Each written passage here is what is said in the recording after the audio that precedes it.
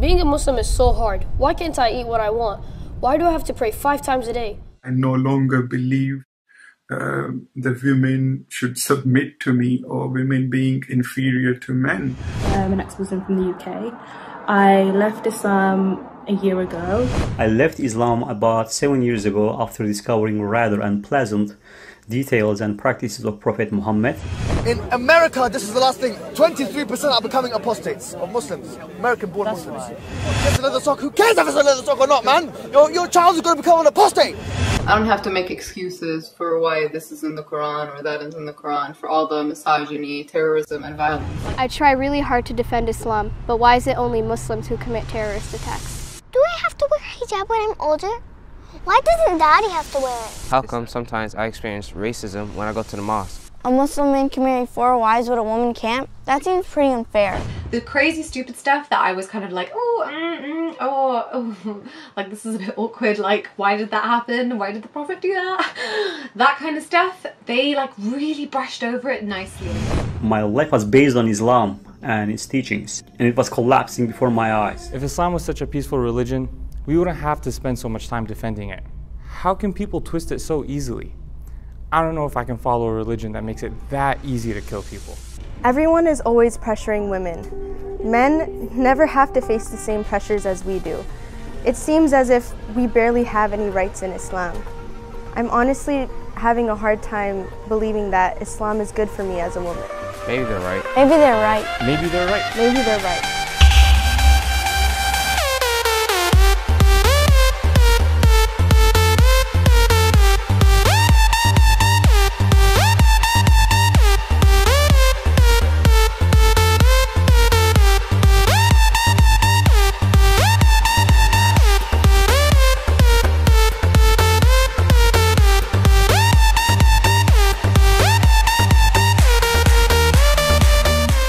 In America, this is the last thing, 23% are becoming apostates of Muslims, American-born Muslims. If it's a leather sock, who cares if it's a leather sock or not, man? Your child is going to become an apostate.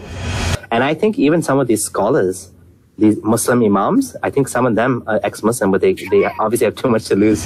These new Western reform versions of Islam is something that is never going to happen, and it's actually dangerous because it's suggesting to the West that there is a version of Islam that is not going to harm you.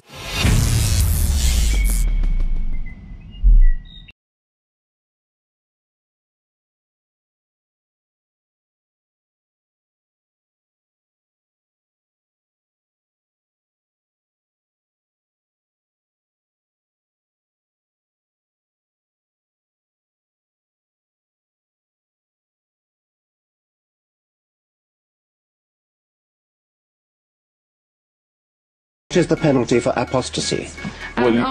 Before we keep coming down this apostasy. Give us a quick answer on what is the penalty for apostasy, and we'll come on the audience one. You very well know, if it's an Islamic country, then the Sharia is very clear. Apostasy is dealt with the death penalty. Thank you, that's all I want to hear.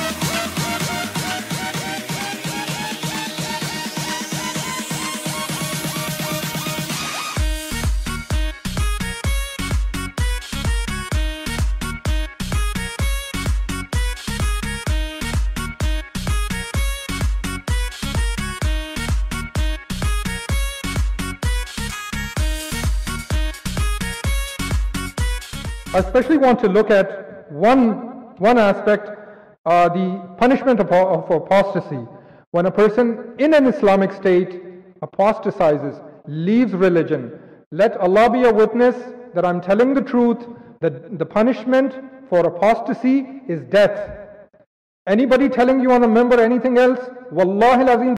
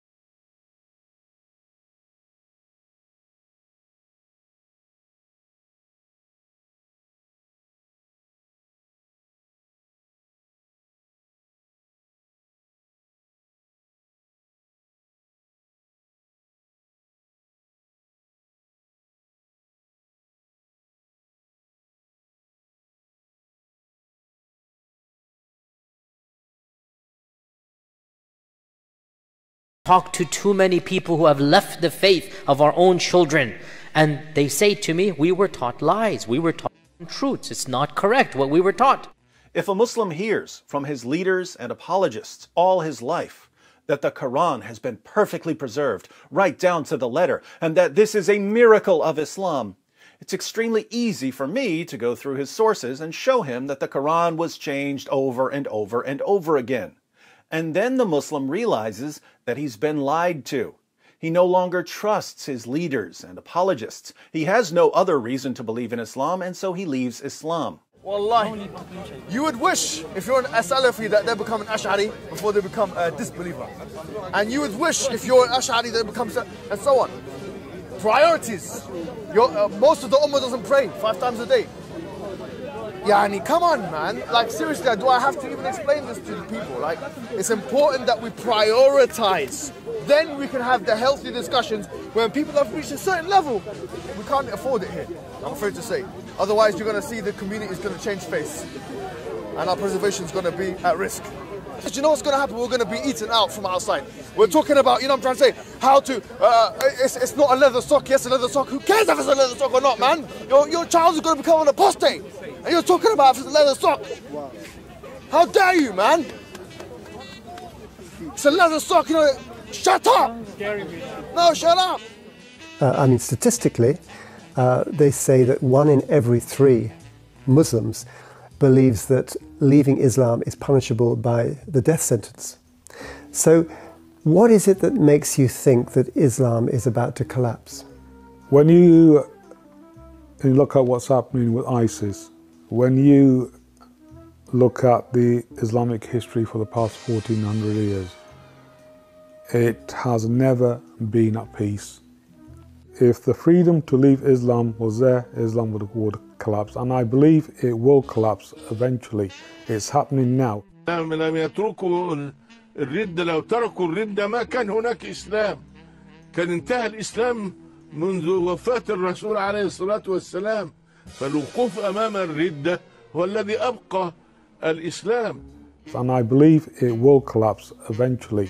It's happening now. I see it as a cornered animal that is wounded and is lashing out in its last days. This is how some of our youth feel. Researchers show that over 100,000 Muslims leave Islam every single year. Our youth are full of doubts and nobody's answering their questions.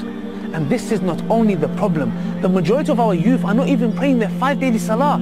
I think ISIS helped a lot with that too. Yeah, no kidding. ISIS, the Muslim parents who are protesting at the Birmingham schools, like these kinds of images, they did help a lot. Yeah, because like after 9/11, that was the thing that really shook my faith, where I was like, do I want to identify with the same ideology of these murderers? Do I want to be connected to these men in any way? Like, it really makes you start to question the ideology more. Like, you're not just living your life as a cultural Muslim and not really paying attention. These are my people. Like, wow, this is my community. I'm a part of this.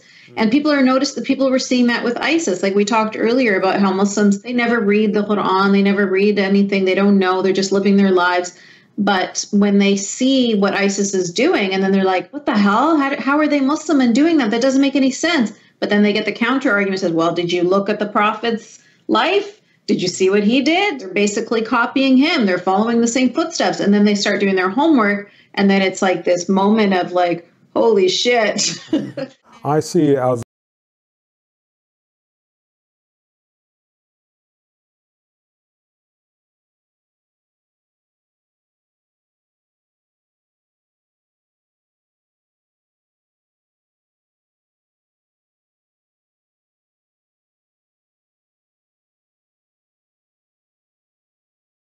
favorite video that I've seen with you is the Apostasy Tsunami. Great commentary. That calmed down my soul a bit. The rise of apostasy. People are leaving Islam at unprecedented rates. The narrative of Islam being the fastest growing religion is no longer true. The Muslim community is now in damage control from this new threat. Dr. Bilal Phillips, in a recent Friday sermon, openly has warned the Muslim community that apostasy will come like a tsunami. And if we don't take constructive steps to deal with this, it is going to become an avalanche, a tsunami that is going to hit our community in such a way that we will have a very difficult time standing. It will knock us over. The tides are turning. In real life, I know many people who have left Islam, but the majority cannot come out publicly due to family pressure, social pressure, and community pressure. The number of ex-Muslims who are out is still a very small number. I personally know many individuals who admitted to me that they left Islam but cannot come out in the open. They cannot even tell their own brother or sister, they cannot tell their mom and dad, some of them can't even tell their wife. Recently, an online conference was organized by 10 leading Islamic preachers to discuss the problem and tackle it. This is something I've never seen before growing up as a Muslim. Courses like this were unheard of. There's statistics as well to back up these claims. Bashir Mohammed, senior researcher at Pew, has stated that 23% of American Muslims no longer identify as Muslim. This means that as many people are leaving Islam as converting to it right now.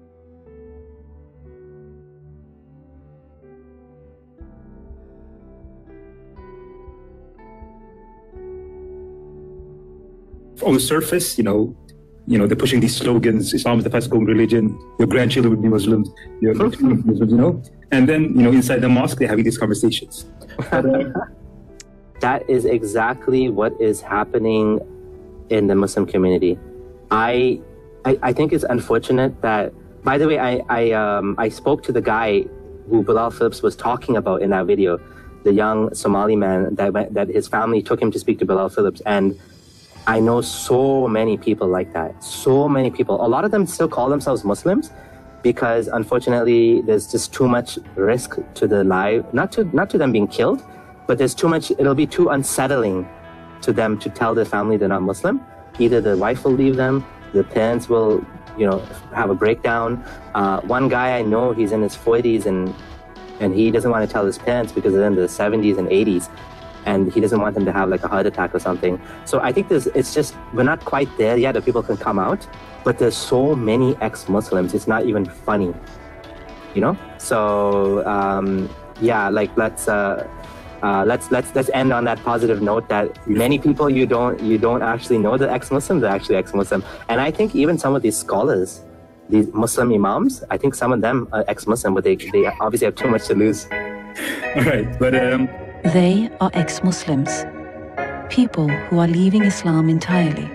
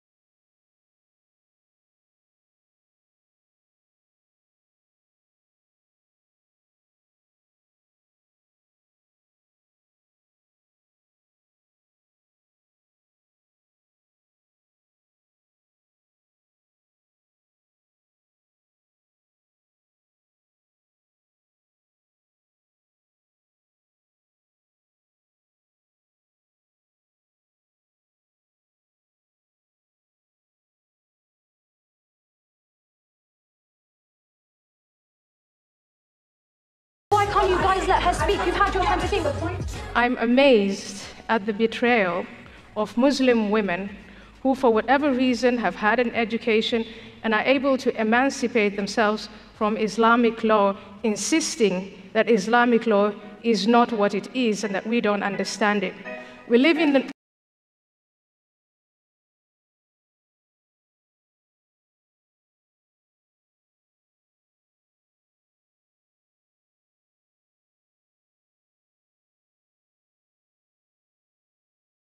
religion from Islam to any other religion, the punishment should be death.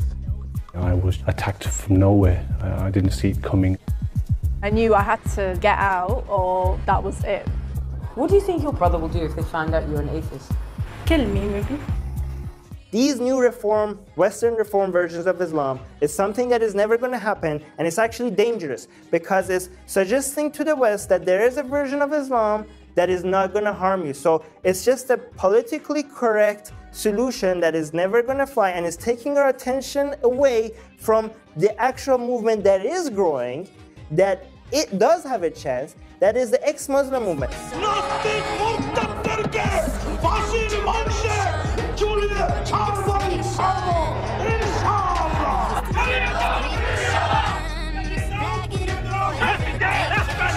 The hellfire is waiting for anyone who is rejecting Allah and His Messenger. Moreover, their families, they should not continue having any kind of relationship with them. This is a time bomb of young people who are being traumatized, really. Let me tell you something. Islam is very powerful. It's super powerful. It has the oil, the money, the countries. This is in the 21st century. This is in the free world. Where are your priorities? While we die there, you're all thinking about Islamophobia. You're all thinking about not going. People are getting put to death because of this fascist, theocratic religion. And all you think about is how can we give them more space? And how can we give them more rights? Yeah, we can be more tolerant. Would the other side be more tolerant? Would the other side give us what they are claiming? If Islam is the most powerful force in England, will it give you the rights that you're giving them? And I'm not asking you to take away the rights of religion, but I'm asking you to face that tsunami that's coming to you and to encourage that tsunami that we are doing by facing them off and by saying no. No, I can't leave. It's a time when progressive all too often means protecting regressive identity politics, which homogenizes entire communities and societies and deems theocrats as the sole legitimate arbiters and gatekeepers of community values. It's a politics of betrayal. We are called aggressive apostates, fundamentalist secularists, native informants, inflammatory. We are accused of violating the safe spaces of Islamists and even inciting hatred. Don't believe it. That is the Islamist narrative. In the world today, it is we who are being slaughtered, not the other way around. You cannot stop the deluge. They cannot stop what has started. We are not going to be silenced anymore. I grew up in this religion. I studied it 16 years in the Moroccan schools. I speak Arabic. I was teaching Arabic in Egypt. So I know what I criticize. But if you, as Greek people, if Westerners, European people say the same as me, they tell them, oh, you are an Islamophobe. It means you are a racist. So shut your mouth. So shut your mouth. So shut your mouth.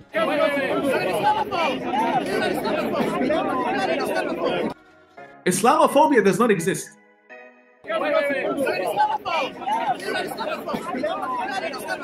Islamophobia as a concept or even as a theory does not exist.